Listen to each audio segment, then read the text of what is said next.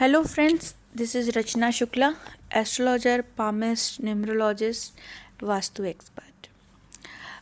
आज मैं एक कुंडली विश्लेषण कर रही हूँ। ये वही है जिसके प्रीवियस में मैंने 2 वीडियो ऑलरेडी सेंड किए हुए हैं, जिसको इन्हीं का ही मैंने पाम पिक्चर लिया है और इसी का ही न्यूमरोलॉजी से एक्सप्लेन किया है। अब मैं इन्हीं का date of birth, time of birth, place of birth के हिसाब से मैंने इनकी कुंडली बनाई है। और इसको कैसे देखते हैं, आइए देखते हैं। इनके 3 ही क्वेश्चन हैं, 3 क्वेश्चन इन्होंने मुझसे पूछे थे। तो इन 3 क्वेश्चन को कैसे कुंडली में देखा जाता है और क्या आंसर बनेगा, आइए एक्सप्लेन करते हैं। इनके क्वेश्चन हैं about health, career and marriage. ये मघा नक्षत्र में पैदा हुई हैं, मघा के तृतीय चरण में, जो कि सुख को रिप्रेजेंट करता है। ये मूल का नक्षत्र होता है, जो कि इंसान को थोड़ा सा रिजिड बनाता है, जिद्दी काइंड ऑफ नेचर देता है। अतिगंड योग में पैदा होने से हर एक चीज़ में इनको उतना एप्रिशिएशन नहीं मिल पाता लाइफ में।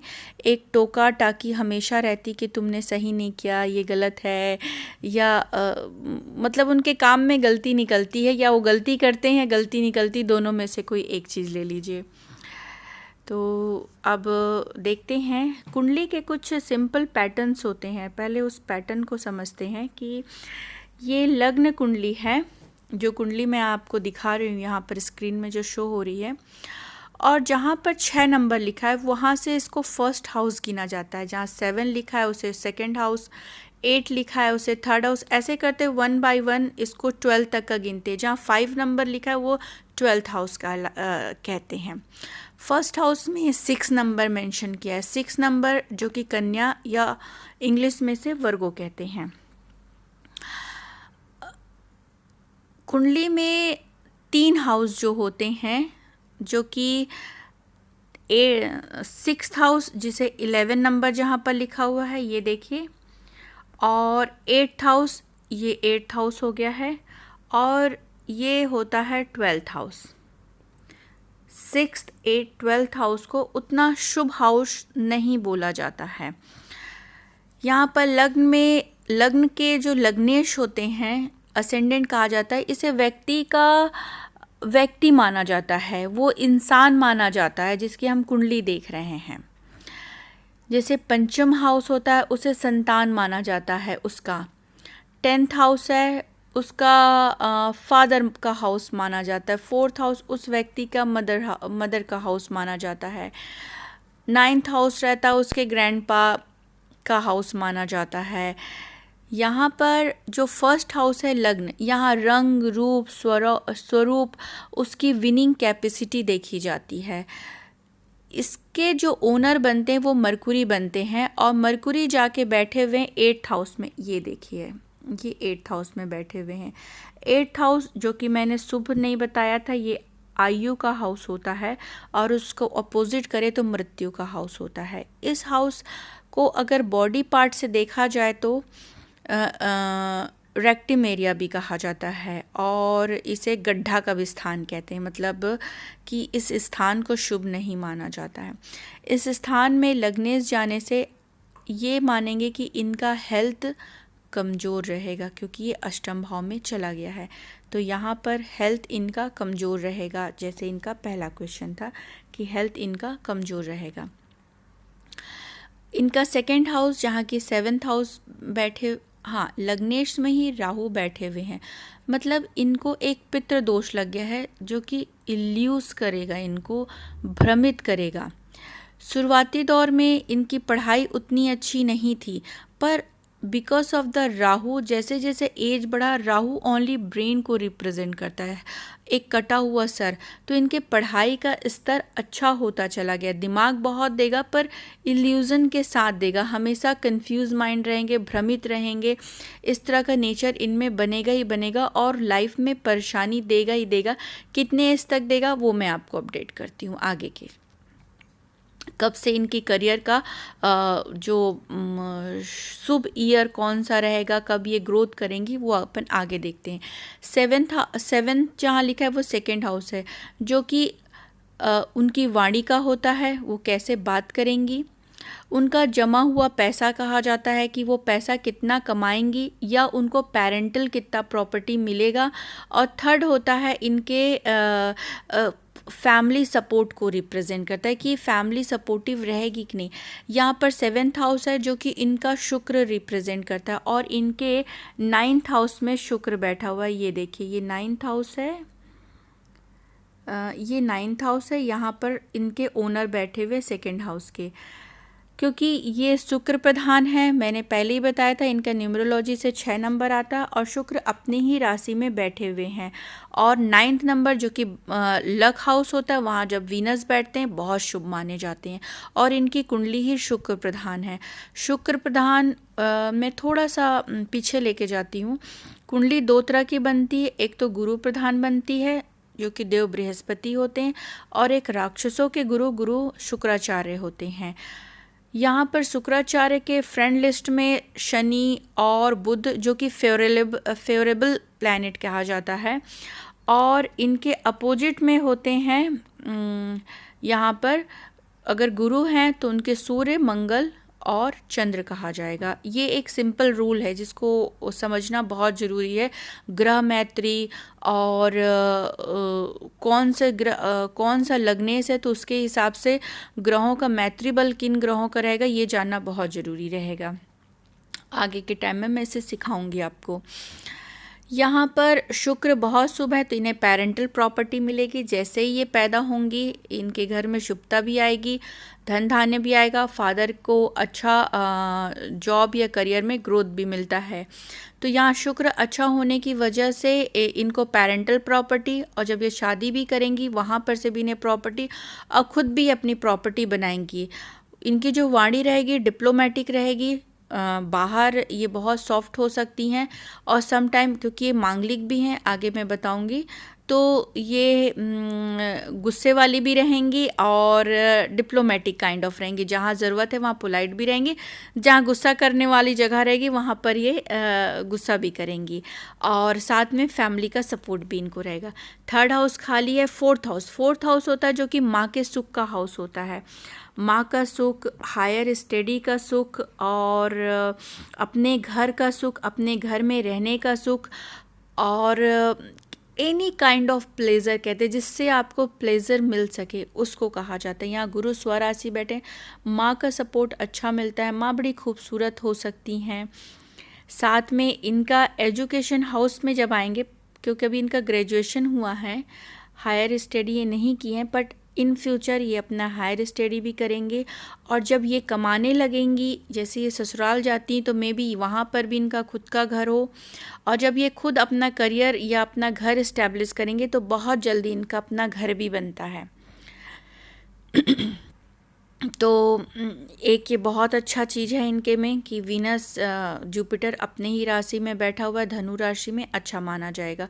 फिफ्थ हाउस जो कि इनके एजुकेशन, लव अफेयर का हाउस, और इनके हैप्पीनेस का हाउस होता है। इनके यश, कीर्ति, मान सम्मान का, नेम फेम का हाउस होता है, जिनके लॉर्ड सैटर्न बनते हैं जो कि 7th हाउस में जाके बैठे हुए। यहाँ पर जब भी 7th हाउस और मंगल का साथ होता है, यहाँ मंगल भी बैठा हुआ है 12 नंबर पे, तो ऐसे व्यक्ति अपनी पसंद की शादी करते हैं, क्योंकि मंगल करेज देता है, हिम्मत देता है।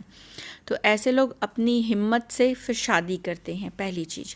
दूसरी चीज़, लव अफेयर भी बहुत सावधानी से करे तो ज़्यादा अच्छा शनि रहता है, क्योंकि इनके 7वें हाउस में 12 नंबर है, और जो 12 नंबर होने के कारण उनके ओनर जो बनते हैं वो जुपिटर बनते, सुख का के घर में जो बैठे हुए हैं अपनी राशि में। तो ये मान सकते हैं कि इनकी जो शादी होगी अच्छे घर में शादी होगी, इनके अच्छे सुंदर लड़के के साथ इनकी शादी होगी, और धन धान्य से वो परिपूर्ण घर, उनके घर जाने के बाद इनको और सुख मिलेगा, जो अपने मायके में जितना सुख नहीं मिला है, पैसे का, घर का मिला है, पर और उससे बेहतरीन इनको और अच्छा इनका सौभाग्य खुलेगा, ऐसे घर इनकी शादी होगी। पर इनका जो सेकंड क्वेश्चन था कि सप्तम हाउस शादी के लिए, तो यहाँ पर सप्तम हाउस में मंगल, शनि और केतु बैठे हुए। मंगल और केतु का अंगारक दोष है, मांगलिक भी बनाते, और शनि और मंगल की श्रापित कुंडली भी बनती है। तो ये शादी के हाउस को बहुत डैमेज कर रहे हैं। इट मीन केतु बैठ जाने से ऐसा पति मिलता है कि इन्हें ऐसा लगेगा कि वो कभी कभी अपने ब्रेन का यूज़ नहीं कर रहा है, एक हेडलेस इंसान है। मंगल है तो थोड़ा सा तेज होना, शनि है तो थोड़ा सा उदासी, अकेलापन, निराशा, इस तरह, क्योंकि यहाँ शनि खराब हो गया केतु और मंगल के साथ। केतु मंगल के साथ जब शनिदेव बैठते हैं तो वो बन जाता है आग और हवा का एक संबंध बन जाता है। तो शादी आग और हवा का कॉम्बिनेशन की लाइफ में छुटपुट घटनाएं तो घटती रहेंगी। तो एक ही है कि शादी के पहले कुंडली मिला के करें, और शादी के पहले शादी के तोड़ के लिए कुछ उपाय जो कि मैंने इन्हें बता दिया है, वो उपाय करके चलें ताकि इनकी मैरिज ठीक रहे। क्योंकि मांगलिक है तो मांगलिकों की शादी थोड़ी 18 साल, 16-17 साल से लेके 22-23 में हो जाती है, पर इनकी 26-27 की शादी के योग दिख रहे हैं। पर मैंने कहा है कि थोड़ा लेट से शादी करो ताकि ये मैच्योर हो जाएं और अंडरस्टैंडिंग करें और कुछ उपाय कर ले, ताकि अपने जुपिटर जो कि कारक होते हैं, शादी के कारक ग्रह माने जाते हैं, वो उनमें बल आ जाए, तो शादी के लिए जो थोड़ा सा ये डैमेज हुआ है हाउस, वो थोड़ा सा एक अच्छा रिजल्ट दे सके, अगर उपाय सक्सेस हो जाता है तो। नहीं तो अगर जल्दी शादी करेंगे तो फिर डबल शादी के योग बन जाते इस कुंडली से। यहाँ पर शापित कुंडली बन गई है, तो शापित कुंडली, और क्योंकि ये जो एक बॉडी पार्ट में लोअर एप देखा जाता है, तो यहाँ पर पेट में दिक्कत, पेट में प्रॉब्लम, ऑपरेशन होना पेट का, साथ में श्रापित कुंडली बन जाती है। तो श्रापित कुंडली का मतलब होता है कि कुछ भी कर रही हैं उसमें 50% ही सक्सेस है। 100% रिजल्ट दोगे तो 50% ही सक्सेस हो पाता है। मंगल और अंगारक दोष बना तो लड़ाई झगड़े के सिचुएशंस ज़्यादा बन जाते लाइफ में। मतलब लाइफ में ये जो कॉम्बिनेशन बना हुआ है, तो कोई ना कोई एक झंझट या परेशानी या लाइफ में स्ट्रगल ये निश्चित हो गया, क्योंकि ये उतना शुभ नहीं माना जाता है। अब अपन 8th हाउस को डिस्कस करते हैं। 7th हाउस होता है पति और 8th हाउस होता है पति से सुख का घर। यहाँ बुध जो कि लग्नेश है और सूर्य बैठे हुए हैं। सूर्य और बुधादित्य योग जो कि अद्भुत मैनेजमेंट देते हैं, मैनेजमेंट लेवल इनका बहुत अच्छा रहता है, प्लानिंग अच्छी रहेगी। पर लग्नेश का यहाँ आके बैठना अगेन अच्छा नहीं माना जाता है। बुध है तो बुध कमज़ोर हो जाता है, कमज़ोर होगा तो क्या देगा, स्किन एलर्जी देगा, नसों की दिक्कत देगा, ठीक है। कॉमन सेंस में थोड़ी कमी कर देता, खुद की गलतियां रहती लाइफ में, क्योंकि बुध बुद्धि को रिप्रेजेंट करता है। सूर्य है जो कि रेगुलरिटी को रिप्रेजेंट करता है। इट मीन कि अगर आपका करियर, क्योंकि शुक्र सूर्य गवर्नमेंट जॉब को रिप्रेजेंट करता है, कानून को रिप्रेजेंट करता है, चलता फिर जैसे शनि को कोर्ट कचहरी का योग बनाता है, और जो सूर्य है उसको जजमेंट बोला जाता है। तो कोर्ट कचहरी का योग तो 7th हाउस में बना बैठा हुआ है, और सूर्य यहाँ अष्टम भाव में। इट मीन सूर्य जो है रेगुलरिटी, मतलब अगर आपका सूर्य बेहतर है ना, तो एक कारक ग्रह होता है कि अगर आपका करियर में ग्रोथ करते ही जाओगे। एक अगर आप किसी सेक्टर में हो तो वहीं पर आपका ग्रोथ लगातार चलता जाएगा। उसमें जैसे रहता है ना कि कभी जॉब है, कभी जॉब नहीं है, कभी जॉब में उतनी अच्छी ग्रोथ नहीं मिल रही है, अपॉर्चुनिटीज़ नहीं आ रही है, तो सूर्य यहाँ पर अष्टम भाव में आने के कारण, कमज़ोर होने के कारण इनके करियर में और मैरिटल स्टेटस में थोड़ी प्रॉब्लम जरूर देगा। पति के साथ सुख में कमी देगा, क्योंकि 7th हाउस होता है पति और अष्टम होता है पति से सुख का घर, तो पति के सुख के घर में भी थोड़ी कमी आ गई है। सूर्य कमज़ोर होने के कारण करियर में थोड़ा सा up and down, married life में अप एंड डाउन होता है। सेकंड, आँखों की दिक्कत आती, आँखों में चश्मा लग जाना। साथ में अच्छा काम करने के बाद भी नेम फेम नहीं मिल पाना। रेगुलरिटी नहीं रहती लाइफ में, उठने से लेके सोने तक का लाइफ में डिस्टरबेंस हो जाता है। ठीक, बोन की प्रॉब्लम होना, हार्ट में प्रॉब्लम होना, या हार्ट से कनेक्ट लोग हर्ट कर देना, इस तरह के योग बनते हैं। क्योंकि यहाँ सूर्य 12वें घर का मालिक होता है, जो कि विदेश योग, लिटिगेशन, एलिगेशन, इस चीज़ को भी रिप्रेजेंट करता है। तो इनका विदेश योग रहेगा। इन फ्यूचर में ये विदेश में रह सकती हैं, विदेश आने का योग बनेगा, और यहाँ पर भी विदेश में भी इनको करियर अपॉर्चुनिटी रहेगी। अभी इनको ये योग इनका बनेगा। तो यहाँ पर सूर्य और बुध का भी मैंने बता चुकी हूँ। इनका जो भाग्य का है, लक का हाउस है, तो लक इनका साथ देगा, भाग्यशाली रहेंगी। शुक्र है, अभी काम ये मरकुरी से करती हैं, अकाउंट, क्योंकि मैंने बता ही चुकी थी ये इन्फ्लुएंस करता है। पर अगर ये शुक्र से रिलेटेड काम करे, मीडिया में, फैशन डिज़ाइनिंग, एप्स में, आईटी फील्ड में, या कोई भी लग्जरियस काम में अगर ये अपने करियर को मूव करेंगी, तो वहाँ इनके लिए और एक प्लस रहेगा, अच्छा करियर। और ये शुक्र को इम्प्रूव भी करें तो इनके लिए और अच्छा इनके लाइफ में रहेगा कि ये जितना इम्प्रूव करेंगी, इनको और अपने लाइफ में ब्लेसिंग मिलती जाएगी।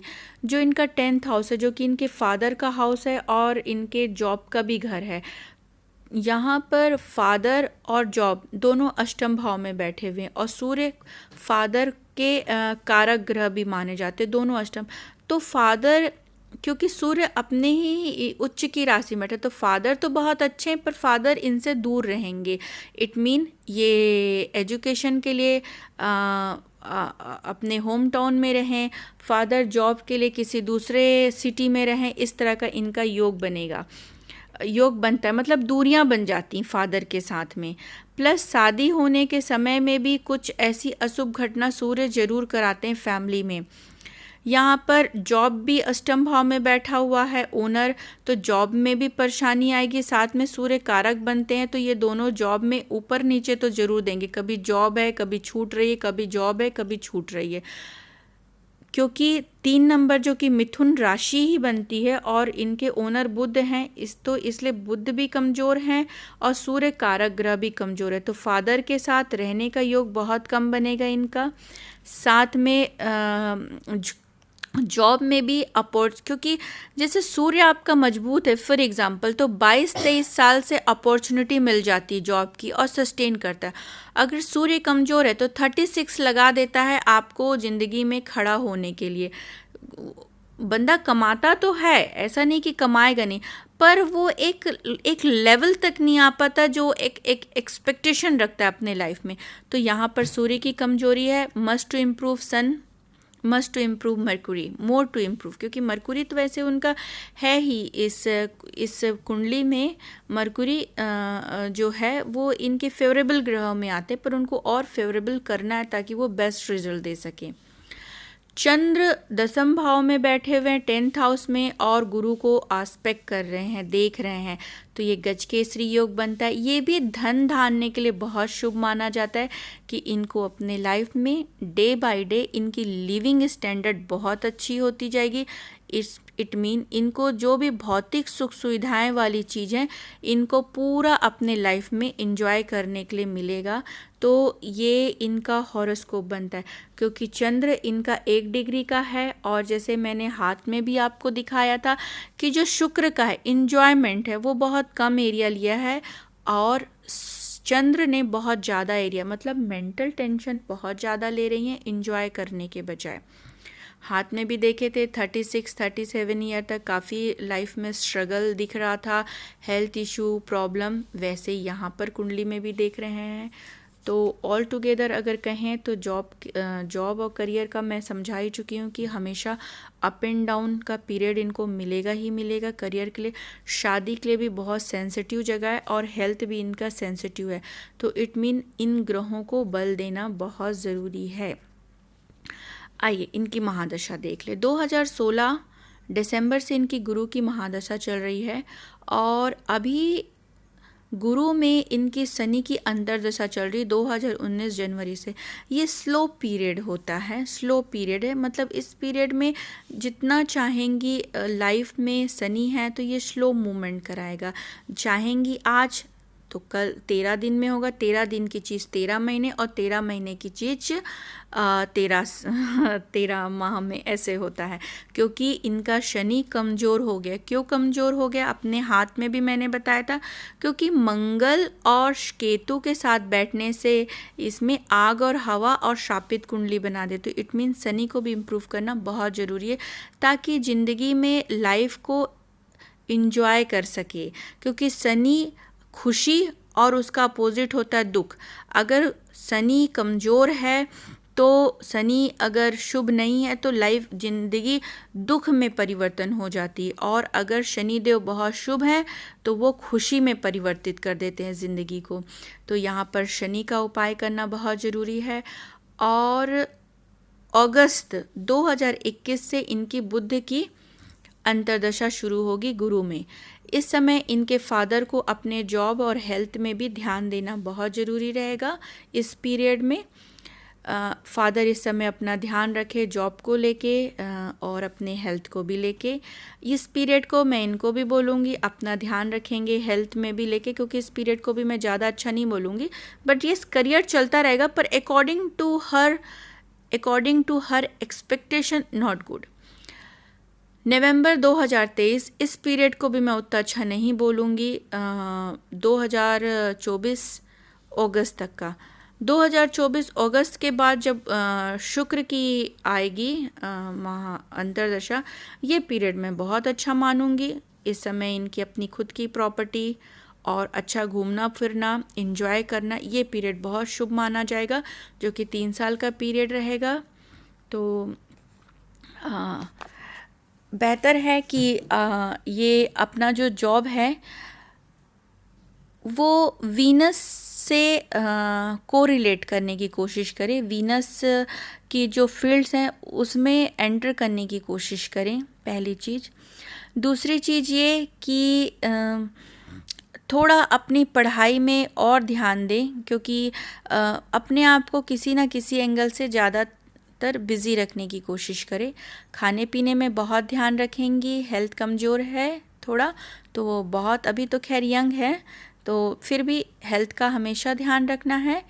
और शादी थोड़ी लेट से करनी है, शादी लेट से ही होगी वैसे अब तो, पर अभी एक 27 साल में इनका योग बनता है 26-27 में, पर उस योग को ड्रॉप करके आगे का योग जैसे 30-31 और मैंने हाथ में भी दिखाया था उस योग में करें तो बहुत ज़्यादा अच्छा रहेगा। करियर में वीनस की इन्फ्लुएंस लाएंगी तो बहुत अच्छा रहेगा, आगे चल के इनके अपने बिजनेस वगैरह भी होंगे। तो फ्रेंड्स, अभी के लिए इस वीडियो को मैं यहीं पर एंड करती हूँ। प्लीज़ बताइएगा कैसा लगा मेरा प्रेडिक्शन आप लोगों को, और लाइक कमेंट शेयर करना प्लीज़ मत भूलिएगा। Thank you so much.